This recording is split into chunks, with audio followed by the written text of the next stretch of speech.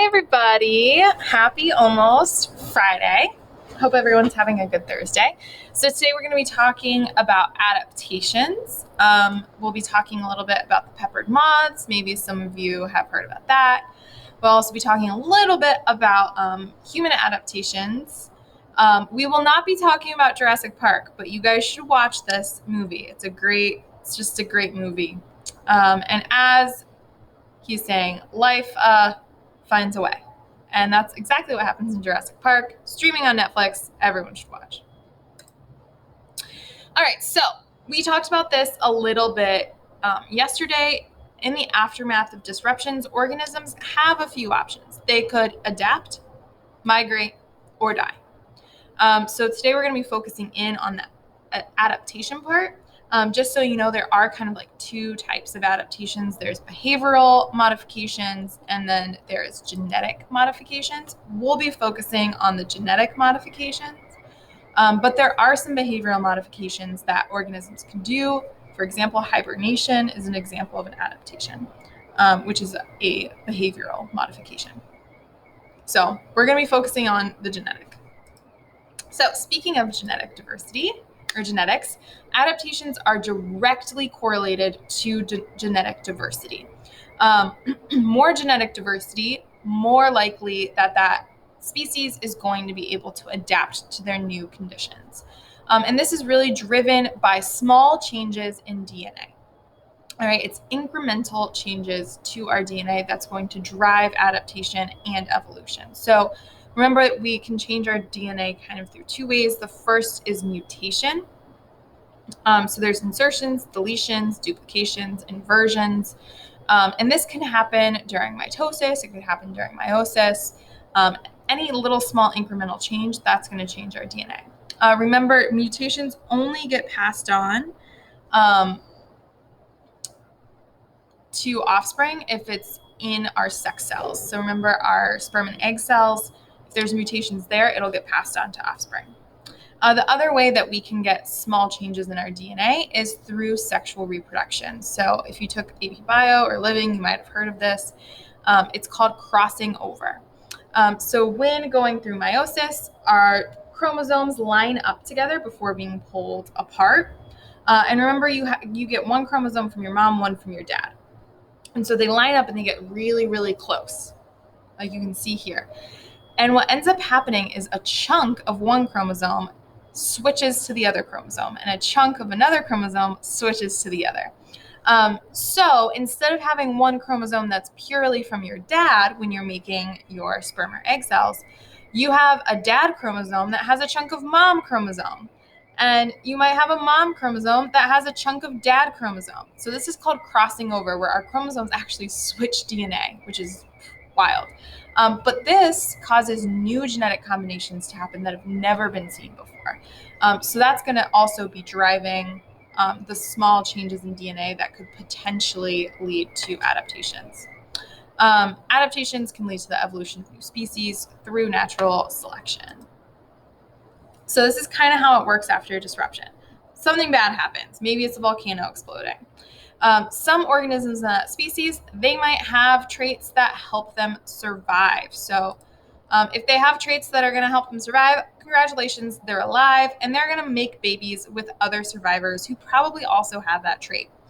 Over time, because we have babies with the trait, and now those babies are making more babies with the trait, we now have a species that is adapted to the ecosystem after the disruption.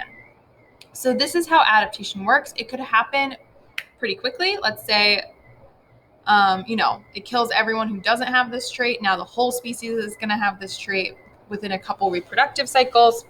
It could happen really slowly. And over long periods of time, this could potentially lead to the evolution of new species. Let's say you don't have the traits that are going to help you survive that disruption. You're dead. And those traits are going to leave the gene pool. Let's say no one has traits that will help them survive. The species is going to go extinct. All right, and this is a very common example of that. So during the Industrial Revolution, birch trees near London turned black from soot. This is the population of peppered moths. How do you think they adapted to the change in their habitat? So answer in the chat. comments on Google Classroom. All right, hopefully you answered. So there's some genetic diversity here. Some of the moths were naturally being born black. So when the trees turned black, it actually helped them camouflage, protects them from getting eaten by birds. More white moths were eaten. Over time, this population is going to be entirely black. All right, another kind of, I think, cool example of human adaptation is malaria and sickle cell anemia. So sickle cell is a genetic disorder caused by a mutation of one base pair, and it changes the shape of red blood cells. So these are what normal red blood cells look like. This is what a sickled red blood cell looks like. If someone is heterozygous, they're going to have both normal red blood cells and sickled red blood cells. So this means they're not really going to get super sick from sickle cell anemia because they still have about half the amount of normal red blood cells. But it turns out that people who have sickle cell anemia are resistant to malaria. And so they think that sickle cell became part of the human, significantly entered the human population because there was an extreme outbreak of malaria in Asia, the Middle East, and sub-Saharan Africa. And it was an extremely deadly form of malaria. And so it jumped from animals to humans, and then it killed everyone who didn't have sickle cell, almost everyone who didn't have sickle cell in that population. So maybe there were only a few people in these different areas who survived because they had the sickle cell mutation, and then they made babies. Those babies had sickle cell, and down and down and down. And now sickle cell is one of the most common genetic disorders because of this malaria outbreak thousands of years ago, which is pretty crazy. And in case you don't remember what malaria is, it attacks your red blood cells. So if the cells are sickled, it can't actually get into them, which is why it protects you, or protects people who have sickle cell. So this is a good example of human adaptation, with the disruption being an extreme form of malaria. All right, switching gears kind of. We're going to calculate percent change. So this is something that you will most likely have to do on the AP exam, which is why we're going over it, and you're going to have to do it in your homework today after watching this video. So I want to know, what is the percent change in Kylie Jenner's Instagram followers from 2014 to 2020? So to do percent change, you take the ending amount minus the starting amount divided by the starting amount, because we want to know what the percent change from the starting amount is. So to do this, we're going to take our ending amount, subtract it from our starting amount. So 198 minus 20 divided by our starting amount, which is 20. Don't forget that times 100 equals, pull out your handy dandy calculator, and it's going to be 890% increase, which is gigantic. Makes sense though. Kylie Jenner, she's recently famous. So that's how you find percent change. All right, so it increased, we would say, from 2014 to 2020. It increased by 890%.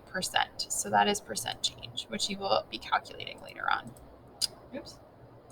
All right, so I'm going to show you very quickly how to do this Peppered Moth Lab in your notebook. So if you go to the slides for today, wow, we've done a lot, haven't we? Go to the slides for today. You're going to go to this website. And the first forest you're going to choose is the light forest. And your mouse is a bird. And the goal is to eat as many moths as you can in 1 minute. All right, so after a minute, so the time is up here in the corner. After a minute, it's going to keep track, or it's going to stop. And at the bottom, you'll see it'll tell you the percent light moth and the percent dark moth. So mine's 92 and 8. So I'm going to come back, and I'm going to type in here, my percent black moths were 8. Here was 92. You're going to do it again, and then you're going to average it together. You're going to do the same thing, but with the dark forest. And then once you have your averages calculated, you're going to come back and you're going to calculate the percent change in black moths and the percent change in white moths. So you're going to put the light tree average and then the black tree average, and then calculate the percent change for the black and white moths. And I gave you the starting amounts, the ending amounts, and the equation. So hopefully this shouldn't be too hard. If you have any questions, feel free to come talk to me during office hours, and I will see everyone later. Bye, guys.